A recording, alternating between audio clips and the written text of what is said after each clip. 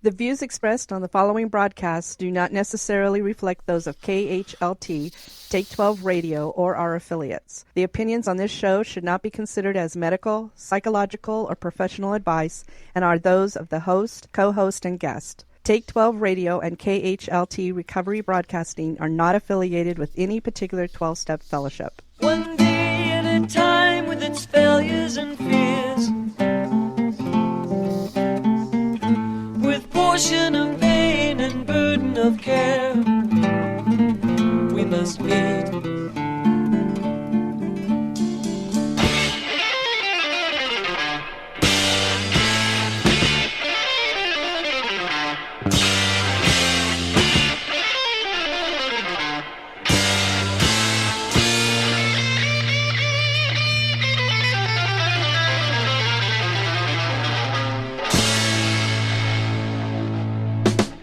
Welcome to Walking Through the Language of the Heart, a journey into the Grapevine writings of Alcoholics Anonymous co-founder Bill W.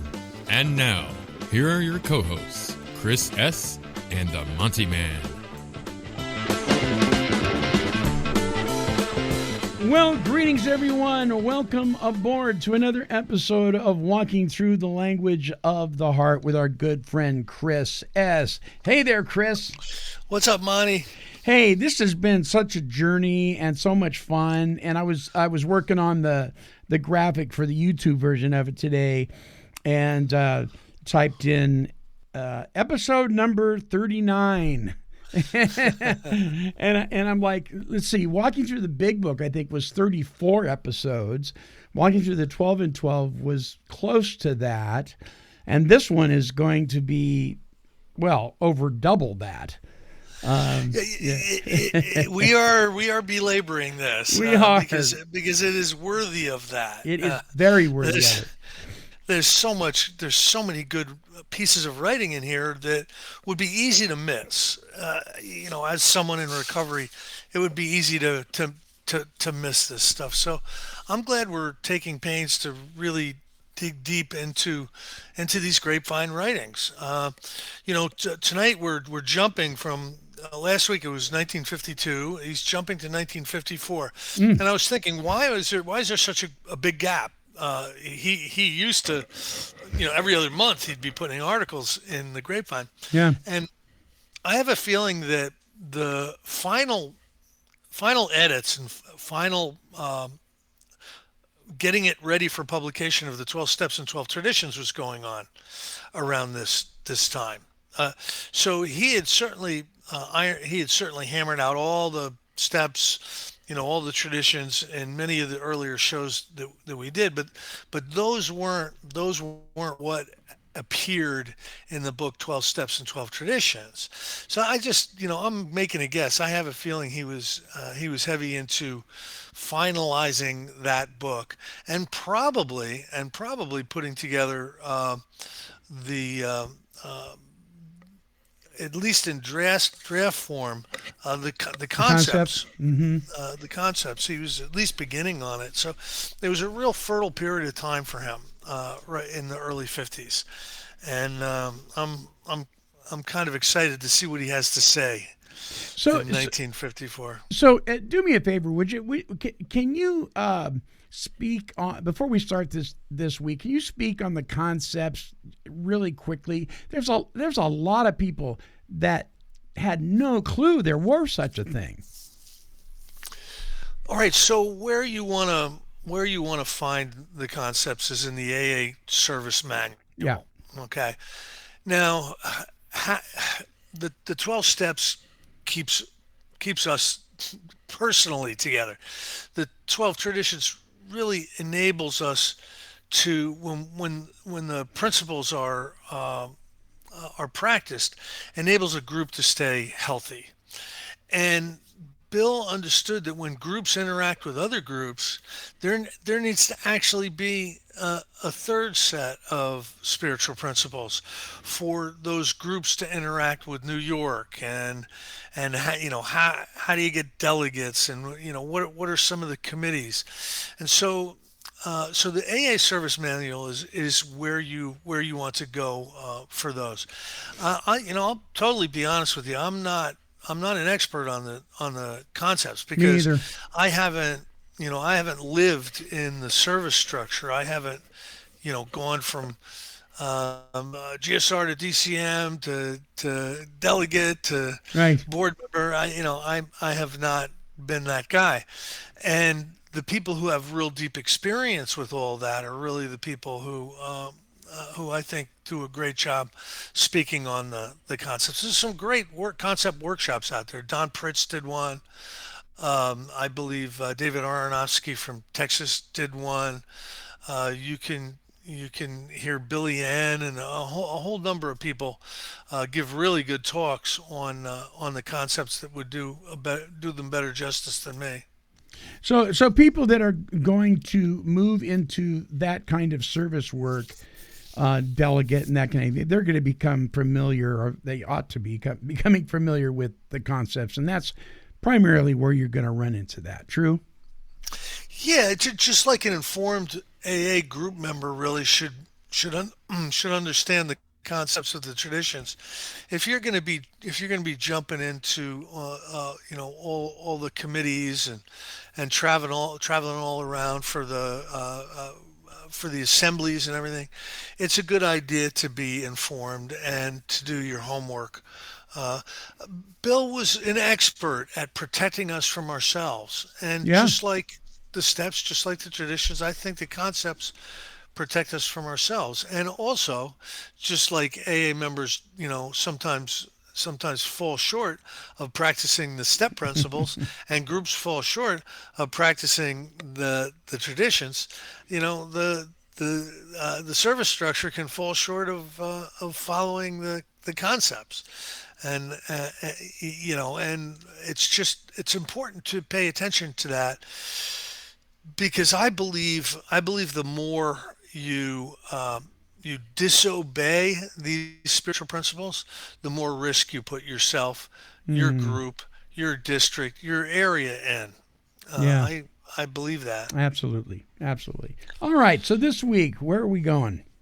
All right, it says our final great decision. I don't know what that means because you and I never read these beforehand. That's right. So you know, uh, Alcoholics Anonymous is not to be overly organized. We're not to be overly prepared, Yay. Monty. I like that. We're not going to suffer from the burden of preparation. I like that. So so so we're gonna jump into this just like anybody who would be listening. So, June 1954, our final great decision. Next year, on June 10th, 1955, we shall be celebrating AA's 20th birthday. But that will not be all. For in the year of 1955, this society will take, I trust, the last great decision concerning its final form and substance. Now, exactly what may this grave decision be? Oh, he's preparing us to turn, to come of age. Uh, that is Ah, really, the book Alcoholics Anonymous Comes of Age. yeah.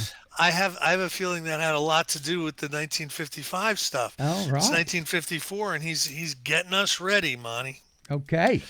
In April this year, AA's General Service Conference met at New York for the fourth and the last of experimental sessions. Wow. As most of us know, the conference of ours is the instrument through which we hope that AA worldwide will presently be able to assume full guidance and control of its overall services and principal affairs. All those vital activities of service which have long centered around our foundation, our General Service Office, and our publication agencies, the AA Publishing and the AA Grapevine. As a 4-year experiment in the guidance of AA by its own group conscience, delegates chosen from all the states and provinces of the United States and Canada have been meeting with our trustees and service staff, men and women here at New York, to determine whether AA as a whole can actually function as such, whether it can now safely gather into its own hands our third legacy of service for all time to come. So there was a trial period for this coming of age. There, Bill wanted to do some dry runs, Yeah. with all of these service positions to see could Alcoholics Anonymous actually operate, from New York out or from the groups into New York in an effective way. I did not know that until I just read this. 20 years is a long time for a beta version, isn't it?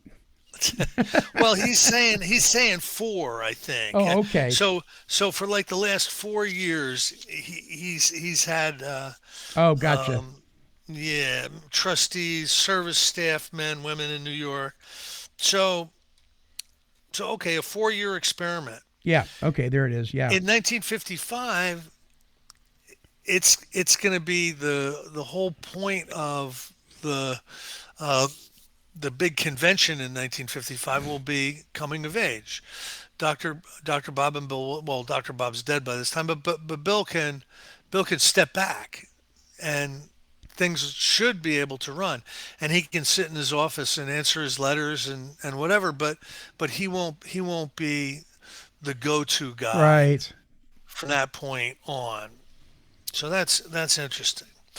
We who have anxiously watched our infant conference take its first steps and have seen it acquire form, substance, and strength are today utterly confident. We believe that our conference, when securely linked to similar conferences in every district land, can guarantee absolutely the survival, unity, and functioning of AA throughout the world. We feel the deep assurance that this new beacon light of service can endure every storm and peril that the passage of the years may cast upon us. For the first time, we are certain that AA is safe and secure. So the beta version has worked to the point where he's utterly confident that they can go forward with this structure Yeah. and these processes, procedures, and principles. Therefore, the great event of 1955 will be our decision to make this new Board General Service Conference a permanent part of AA's life. This irrevocable step will mark the full completion of AA's structure, recovery, unity, and now service. It will mark that day when, before God and the world, we declare ourselves fully responsible and come of age. Wow. There it is. Yeah. Then the third and last legacy, the legacy of service, will have passed from the hands of the old timers, people like Dr. Bob and me, to you, who are the Alcoholics Anonymous of today and tomorrow. Such will be the boundless significance of the year 1955, the day our 20th anniversary and the hour of AA's final decision. May this be God's will for us all. Amen. That's Wow. a powerful article, Chris. I mean, it's short, but it's saying a ton. Bill has worked his tail off for 20 years now. The writing of the big book, the answering of the letters. We saw in one of the earlier articles they got like 20,000 letters a month or some crazy thing like Yeah. that, phone calls. He's been structuring this whole thing through the traditions and the concepts, and I can sense in this article, a finality, like okay, we're gonna be good to go. That's really interesting, isn't it? Yeah. Yeah. Wow. I feel like we've just stepped into a time machine there a little bit. We've talked over and over and over again how intent Bill was on protecting Alcoholics Anonymous from the craziness that can happen when you put a lot of us together. We're not we're not right in a lot of ways, especially when we're newer, and so all this work that Bill has been doing is culminating in this. It's really interesting. That was a short article. You want to jump into a letter to the groups, Monty? Yeah. Why don't we? It's not real long either. So why don't we go ahead and do that? Yeah, they're both about a page. Yeah. So let's go ahead. Okay, it's now July 1954. So we were just at June. So there's going to be a connection. I have a feeling between this article and the next one. Okay, after a careful discussion at the recent General Service Conference, it was voted to remove all discounts to U.S. and Canadian groups on the Big Book and the 12 Steps and 12 Traditions. Really? Okay, I didn't know there were discounts. I Did didn't you? either. No. Well, they're removing them. Their action was taken by a large majority, 68-7, and represented an accurate cross-section of AA opinion. It was suggested that I write you, telling you why this action was deemed so necessary. Our experience here at AA headquarters in the 15 years since it was set up definitely shows, indeed it shouts, that the foundation must always have on hand a substantial reserve fund of hard cash to take care of the frequent deficits that occur and the future possibility of a depression or severe inflation, thereby guaranteeing our world service under all conditions.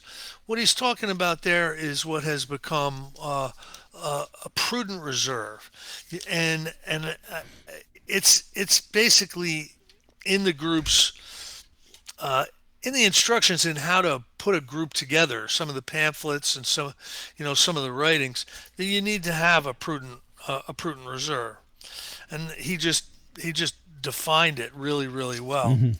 So this isn't a theory at all. In the first 2 years of its operation, the entire expense of General Headquarters was paid out of book and pamphlet receipts. Then in 1941, the groups, by voluntary contributions, commenced to assume the General Headquarters Office expenses. But in only 5 out of the 13 years since 1941 have group contributions paid the full bill of AA's General Service Office. And on 2 occasions, reserve book earnings accumulated in the foundation have saved the General Headquarters Office from closing or its service being severely curtailed. I remember one period when the groups failed to meet office expenses by $2,000 a month. At the same time, the Grapevine was losing $1,000 a month. For almost 2 years, this rate of loss continued.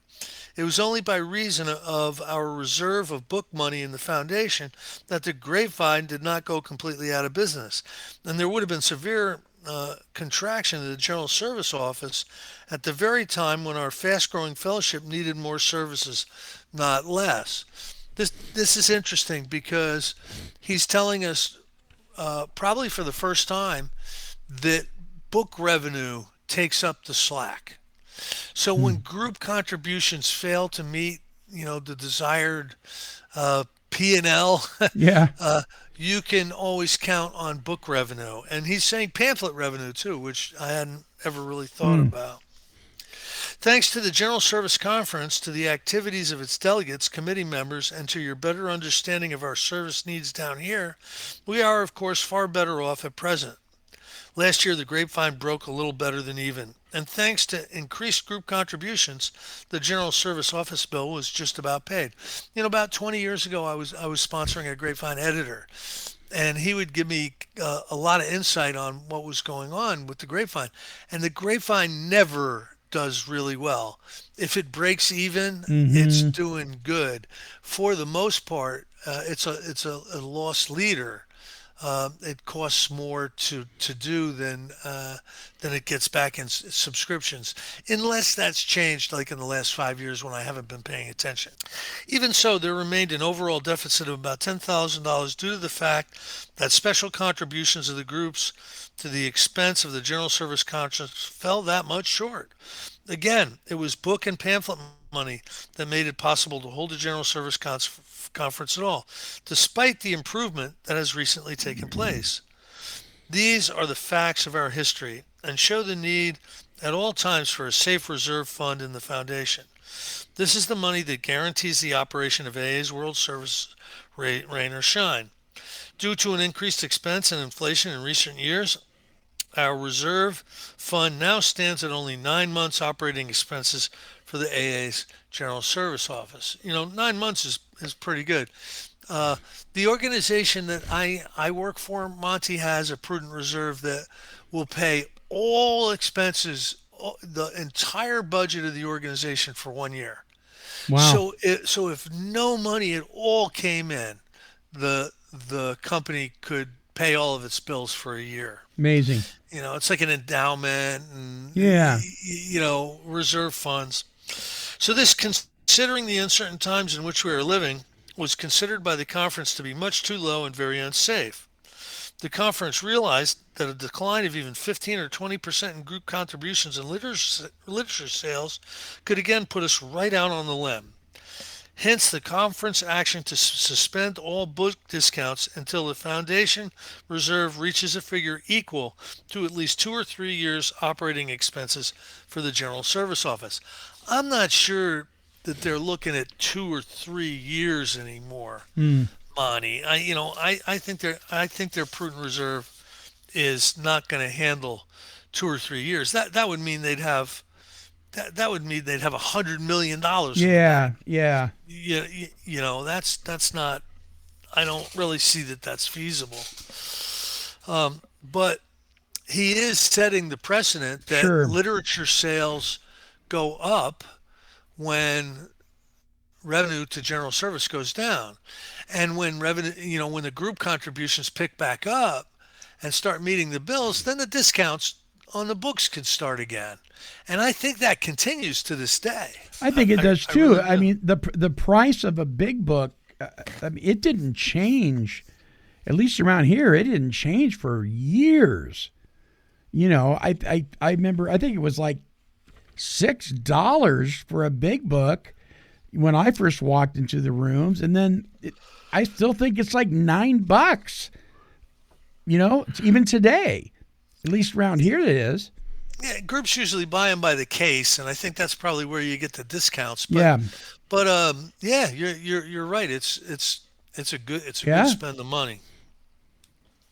This means that AA Publishing will now charge the Canadian U.S. groups $3.50 for the big book and $2.75 for 12 Steps and 12 Traditions. So it had been published by that time. Yeah. It was expressly stipulated that these additional monies were to be placed by the foundation in its savings bank reserve fund. And should this fund reach $300,000 during the next few years, it was agreed the book discounts would be restored to the groups. When we think of the immense size and reach of AA, this $300,000 becomes a very small figure. It is a permanent investment of only $2 per member, so that AA can never, under any conditions, fall apart at its very center. The action of the conference gave me immense satisfaction and relief, for it means that your headquarters will be made depression and calamity proof with that 3 years reserve funds. Yeah. I trust that all groups will see the great need for this protective accumulation, and at the same time will fully maintain their voluntary contributions, out of which our current service offices expenses are met. 1,000 thanks to you all. You know what's funny, Monty? Two things. One thing is, in the early days, Alcoholics Anonymous was not to be organized. The least possible organization possible, right? Right. And AA was to remain poor. The least possible money was the safest thing. You just reading some of the earlier Grapevine articles. Bill's changing his tune as this thing is getting bigger and bigger and bigger. He's now got to go back and sell to the people he told we need to stay poor that we need $300,000. He needs to go back and tell the people that they need to keep it simple and not organize or have any leaders, that there's a giant structure that needs to be put in place for this society to function. It's funny how that kind of transpired. Well, it makes sense why he often got a lot of flack from people too. I mean, come on, Bill, make up your mind. Yeah. And the poor guy, it's like, what has been created? We've created this monster, but what a wonderful monster it is. I mean, these are good problems, Chris. Oh yeah, listen, look at what happened, and look at what AA became, and how many people have been helped by AA. Yeah. Monty, there are a lot of people who had a drinking problem and went to AA for a couple months, and then drifted away, who don't have a drinking problem anymore. Sure. And then there are alcoholics who have lost all power of choice and control and drink. And they've come in, and if they've stuck around and done their job, they're going to stay sober the rest of their life. It's remarkable. It's a remarkable thing. And I don't know if I mentioned this last week or it happened in between, but so I'm talking with this individual who it was basically a work conversation, and they were talking about somebody with a serious substance abuse problem, and it's complicated, the treatment in the family and all this stuff. And he goes, I wish there was something that we could do, with somebody like that, because AA sucks. That's what he said, right? AA sucks. What he meant was he can't just put this guy in a car and drive him and drop him off at AA, and we'll house him and treat him, and Fix him. in 60 days, we'll send him back home. That's not what we do. And I had to explain to him. I go, well, AA really isn't treatment. Right. AA is designed to, once someone is separated from alcohol, to have them put together a life, a structure that is conducive to them staying abstinent. That's what AA does. We don't claim to be a treatment process like a detox or Yeah. a 28-day place. And he didn't know that. There's so Right. much misinformation out there, and there's so many people who have a bad attitude or a bad impression of Alcoholics Anonymous because of crazy belief systems. Yeah. They lack any experience with people who could show them that there's probably a better way to look at it than the way they're looking at it. You know what I mean? When I was working for the Adult and Teen Challenge program, the outpatient version of that, the guy that was directing that part said something one time, and it just infuriated me. He said, "This is not recovery," and I thought, "What are you talking about? This is not recovery." And I finally cornered him on it, and he was right. It was treatment. That was treatment. And the reason that people didn't recover that left there is because they didn't go to recovery. They left out of treatment without going to recovery. Right? Yeah.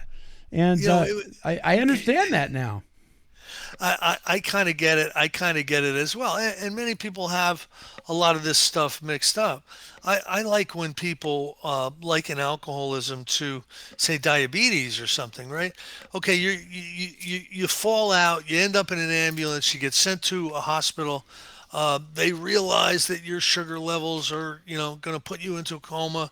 You get immediate treatment, and they're doing everything they can to stabilize you, and maybe you're in the hospital for a week, and then they send you home with a discharge plan, right? Right. And in the discharge plan is you have to learn about this disease. Yes. Diabetes. You need to learn because you're going to have to participate in the management of the treatment for this disease. You're going to have to change the way you live.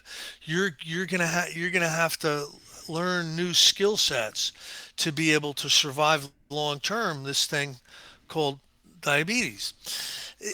You can look at it kind of similar with being an alcoholic and having Alcoholics Anonymous out there.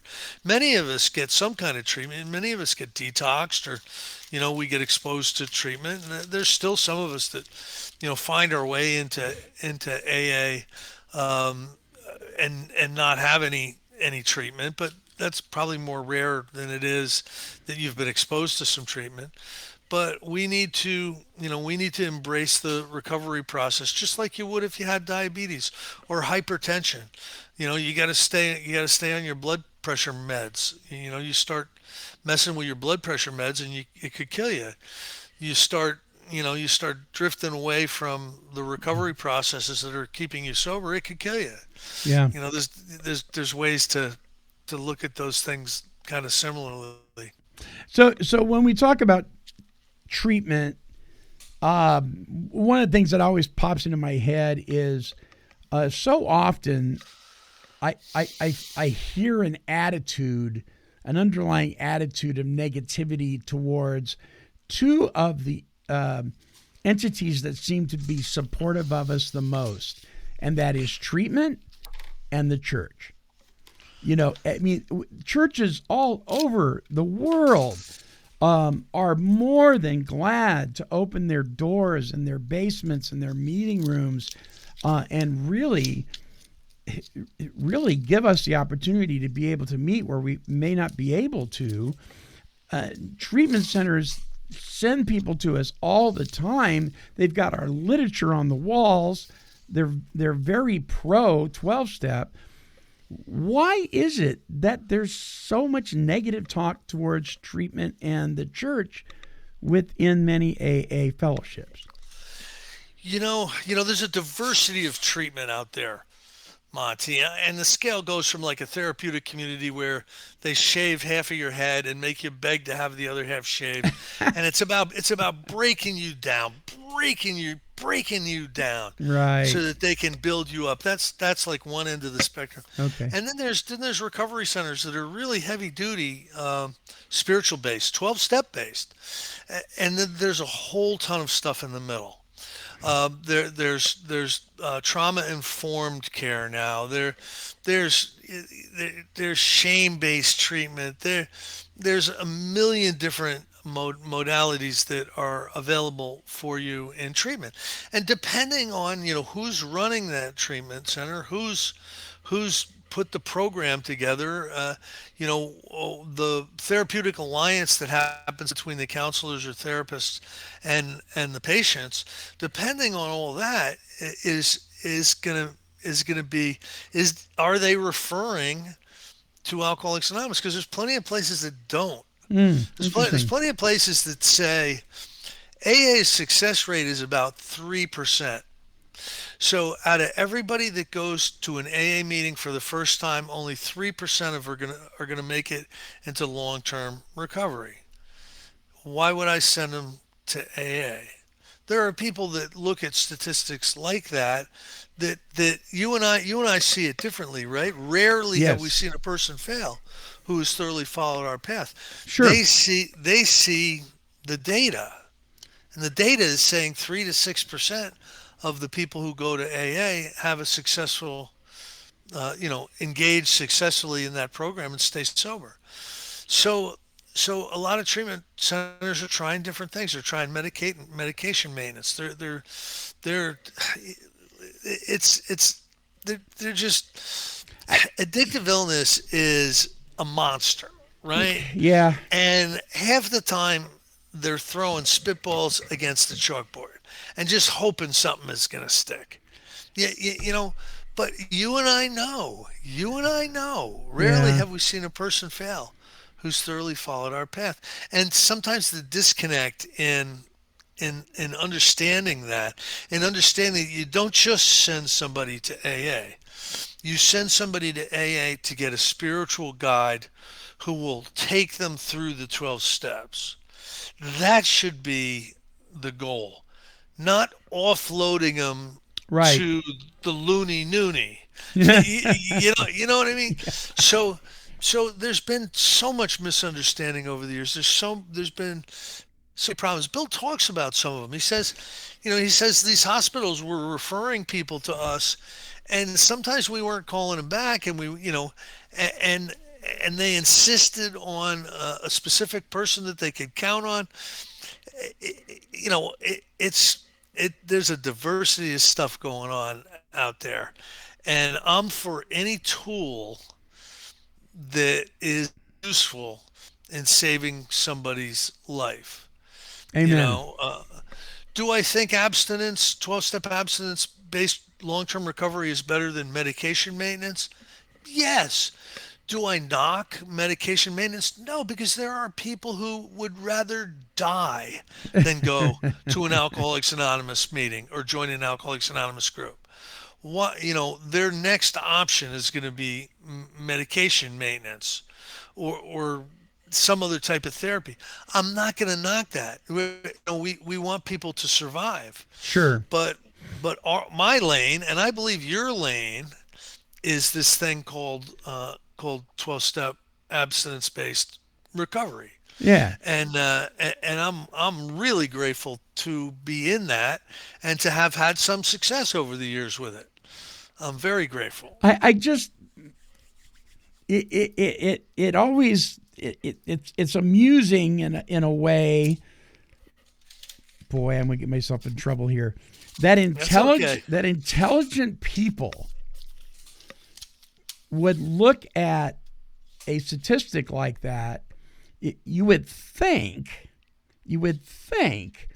that they would research whether that percentage of people that it doesn't work for actually applied and implemented the program. Because what we find is that 3% that they're saying that it works for are people that are applying and implementing the program. The people that it doesn't work for, they're not doing that. So it's not AA that's failing. It's the people in AA that are failing because they're not following the directions. How hard is it to figure that out? Well, I think it's hard sometimes for people in AA, let alone out of AA. You almost have to be a part of this thing to really understand it experientially. True. You know what I mean? Like there were counselors at the treatment center and the outpatients that I went to that just said go to AA because they saw it helped some people. We don't have anything after the 28 days to offer these people, so let's point them toward AA. Did they have a deep understanding of how you improve your chances of recovery if you actually take the 12 steps? I don't know that they did. Yeah. You almost have to know that experientially. Listen, the place that I'm doing my service work at now, they know. They are populated by people who they are run by people who have had deep and effective spiritual experiences through the result of the steps. And I'm really lucky to have one of those places around. There are many places around the country where really good members of the recovery community run the centers. I could name you 30. Yeah. and these are people who have 30, 40 years in Alcoholics Anonymous as AA members in good standing, and they're running these treatment centers. So they're gonna understand, but there's a plethora of people that aren't. I don't know how it is in Oregon, Monty, but every 5 minutes somebody is opening an IOP Yeah. in New Jersey.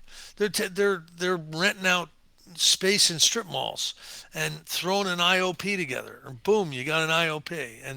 And 5 minutes later, there's 30 people, in the IOP program. I don't know. I am so grateful that you and I found our way into this thing.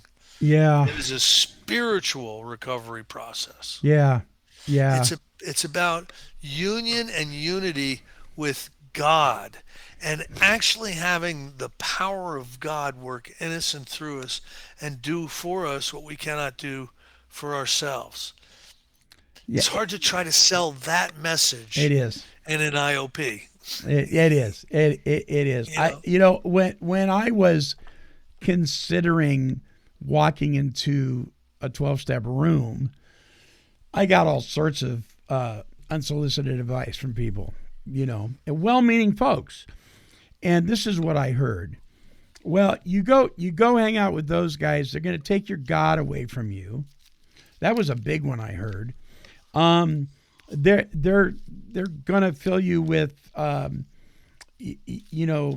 psychobabble. They're just going to try to trip you up with all sorts of psychology, and one guy even told me they're going to teach you metaphysics and soul travel, and I heard all sorts of stuff, and there wasn't, within my Christian belief and background, there were a lot of well-meaning folks, but even people in leadership at that time, there was no Celebrate Recovery or Alcoholics for Christ or any of those programs.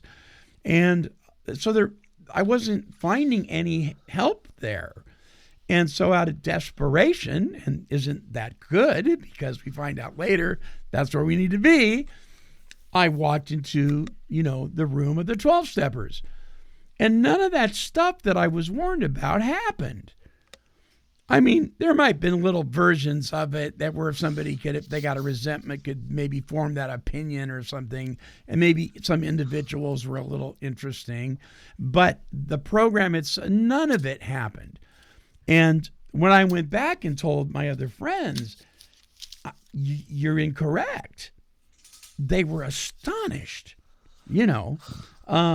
But I've heard these things before, and I'm just so grateful, like you just said, that I was at a place of desperation where I really had no other direction other than to walk in those rooms and plant myself down and experience what I experienced. Isn't that funny? The best thing that's ever happened to us only was available to us at our lowest point. Yes, that's very true. Yeah. That's how, God works in mysterious ways. Yeah. Yeah. And what's amazing is not only did they not take my God away from me, everything about the program in this literature has enhanced my relationship with my God. And no doubt. I have done more growing spiritually by following the spiritual directives in the book of Alcoholics Anonymous than the years of Bible college that I attended. We offer you an experience with God. Yeah. We're not really involved very much in defining the theology or right. Or the parameters or the attributes, but we're going to offer you an experience with God. Yeah. I think that's amazing. Yeah, and it went from a religious experience to a relationship, and Chris, it's the greatest thing that's ever happened to me in my life. It really is. I have to say the same thing. Yeah. I would be dead so many times over, without permanent abstinence. Yeah. And I would be completely insane without permanent recovery. Yeah, amen to that. Well, my friend, that wraps it up for another episode of Walking Through the Language of the Heart. Thank you so much, Chris.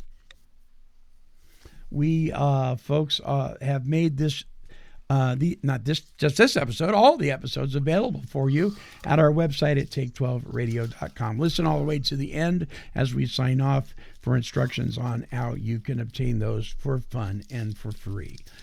Until our next broadcast, this is the Monty'man, along with our good friend Chris S., and we are wishing God's perfect serenity for you.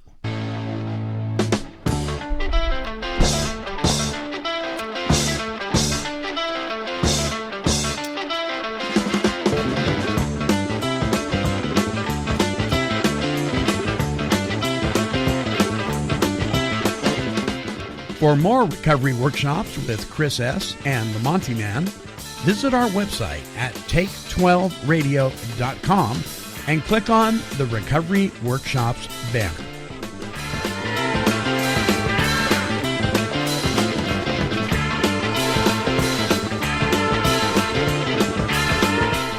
This has been a broadcast of Take 12 Recovery Radio and KHLT Recovery Broadcasting.